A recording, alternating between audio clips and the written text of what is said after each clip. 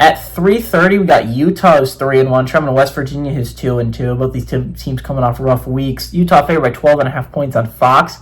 Devin Dampier has got 90 of 127, thrown for 790 yards, 7 touchdowns, 2 interceptions.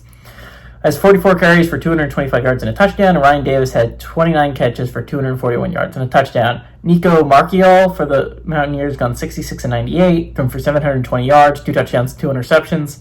Ty Edwards had 25 carries for 141 yards and 3 touchdowns. And Cam Vaughns had 14 catches for 215 yards and a touchdown.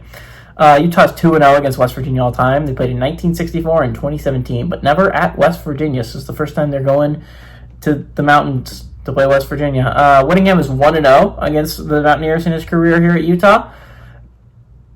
Okay, this is an important game for Utah, right? You're talking about they're coming off a rough loss against Texas Tech. I think everyone gets that was a rough one to lose because it was honestly pretty close in the fourth quarter. You were playing Texas Tech's backup quarterback. If you were ever going to beat Texas Tech, that was your opportunity at home. It was close in the fourth. You had their backup quarterback in there. That was a chance to win if you're Utah, and they just were unable to find a way to win that football game. So you're talking about the Utes as a team. I think they're in a decent spot to still try and make this push, right?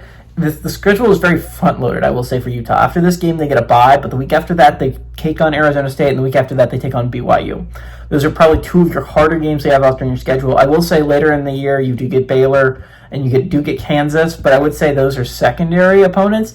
These are definitely the 2 opponents you have coming up that are the most important. So again, Utah gets a little bit of a respite here. Dampier's not feeling his greatest. He's a little bit hurt right now. He's a little bit banged up.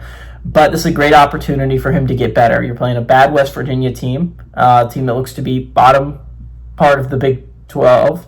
And you're looking at a team, right, that in Utah that needs to get some wins going again, right? The loss to Texas Tech really hurts, but you're still going to be fine, right? In the college football playoffs picture, in the grand scheme of things, this is still a very doable run that Utah can go on. Again, these next 2 games after this one, very important games. Games that could determine your season is whether you can beat Arizona State and whether you can beat BYU. Those are big, big games.